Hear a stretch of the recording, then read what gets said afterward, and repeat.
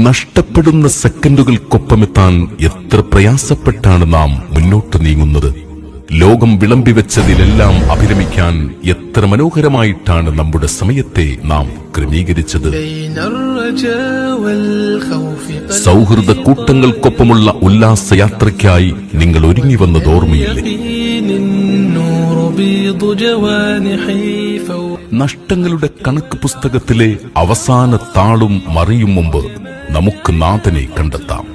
വരിക, ജീവിത വിജയത്തിന്, പാരത്രിക മോക്ഷത്തിന്, ഇഹപര വിജ്ഞാനത്തിന്.